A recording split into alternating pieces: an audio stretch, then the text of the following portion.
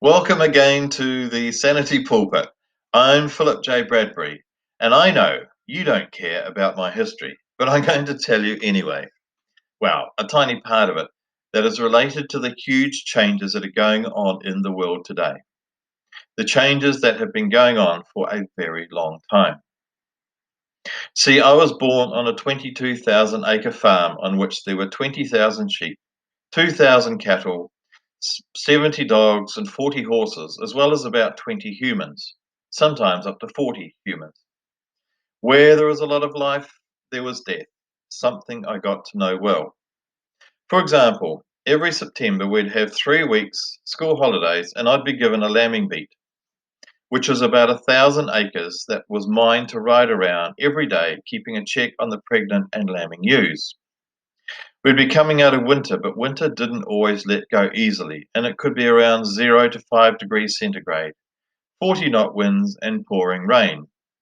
I'd have warm clothes under my oilskin parka and leggings, but could arrive home with blue fingers, barely able to slide my frozen body off the horse.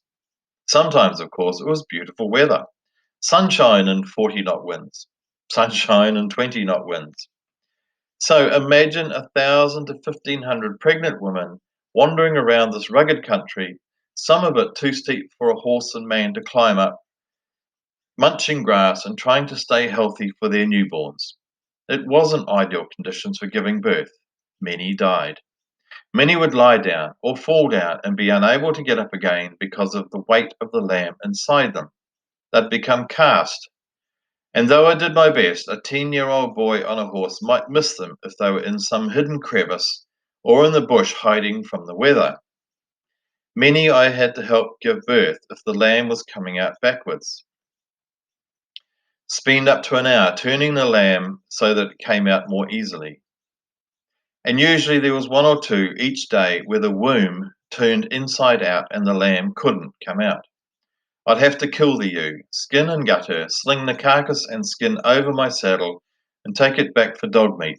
The skin we'd cure and use. Then every week we'd kill about a dozen sheep for human and dog consumption. And of course, we all die of old age. Dogs, horses, sheep, humans, pet cats, pet pigs, pet deer. And twice there was the distemper outbreak. And I would cry every day as I sat with these beautiful dogs and watched their despair and pain as they slipped into death, and I could do nothing to help. I also worked on a hospice caring for AIDS patients, so I know of death. And death seems to have a pattern. Firstly, there is denial.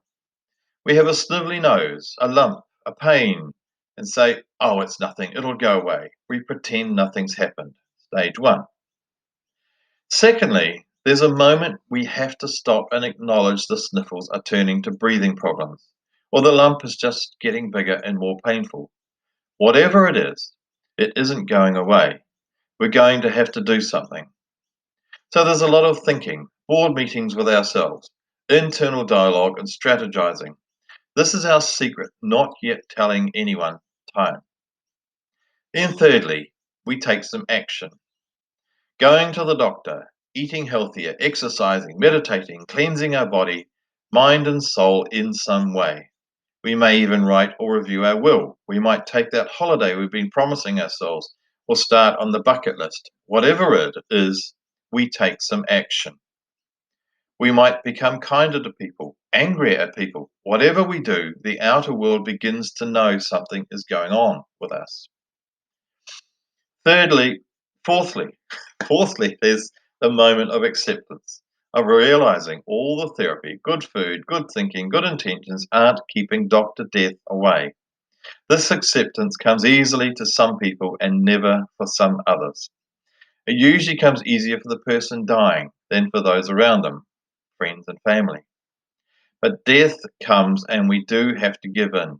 Acceptance makes the transition easier. The fifth stage, right at the end, is the dance of death, as I call it. The final shaking. I don't know if it's a final resistant, defiant, fist-shaking gesture or if it's in something else entirely. When I first had to kill sheep at about 10 years old, I would panic.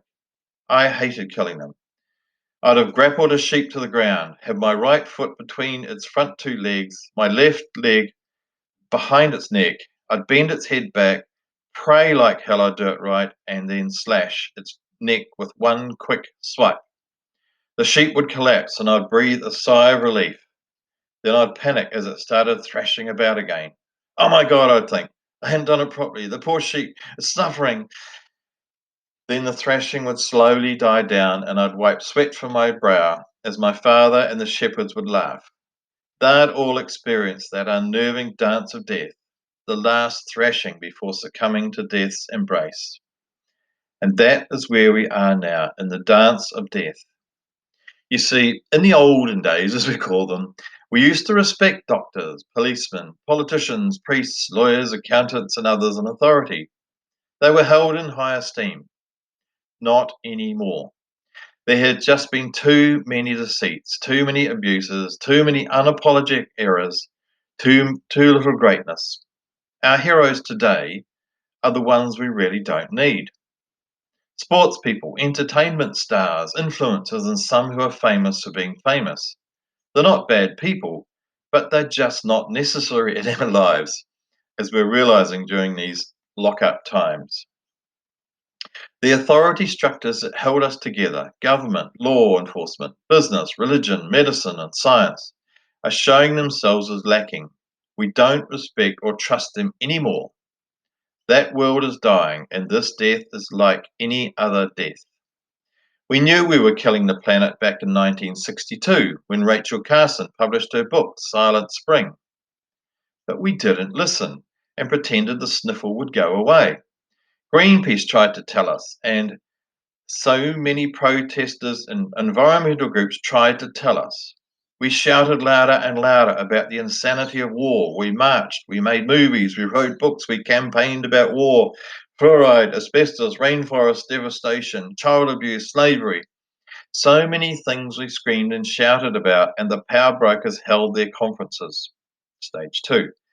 G5s, G8s, G-zillion meetings, and nothing was done. But death was not backing off for them. The more we fought the insanity of the authorities, the more insane they became. They know they are losing control. They know they are the dying carcass in the dance of death, the final insane fist in the air to death's inevitable embrace. We have never been so controlled. We have never been so entrapped. We have never been so compliant. We have never been so guiltlessly still. Always there has been the need to be busy, the need to show we're busy. But now it's okay to do nothing. It's unnervingly different. Being in the one house every day, one community, doing nothing. Suddenly it's those who are doing things are derided. Vigilante individuals and groups are informing on neighbours for being outdoors. The sloths we derided before are now the good people. How quickly we have changed. The old guard is changing. The old system of authority is dying, though it is in denial about that. The old way of being is changing, though most of us are in denial about that. We are asked to become quieter, to listen to ourselves, our own inner wisdom, and not the thrashing insanity of those who think they're still in control. Many have talked about the return of the global village, of technologically connected village life, where the system of exchange is not money, but kindness, care, concern, and the exchange of talents and goods. All of this is now possible. All of this is actually now happening. Strangely, in our isolation, we're having more and deeper conversations with people, face to face, on Skype, Zoom, and other online forums. The sharing of information, skills, goods, and kindness is happening, for with death comes rebirth, a sweet rebirth. Those of us who have accepted the death of the old system of authority, who don't resist this crazy dance of death, are seeing and experiencing a new world being born. With rebirth is happening one by one. This rebirth is happening one by one person by one person, and soon the critical mass will form and it will simply be there in a painless birth of a newly connected kindness. So let us just watch with pity as those who had authority cling more madly to it. They know not what they do, and we can only give them our compassion. One cannot reason with a madman.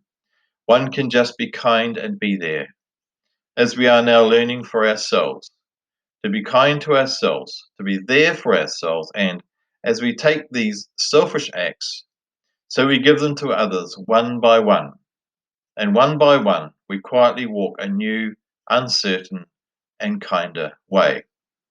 Thank you for listening, and bless you.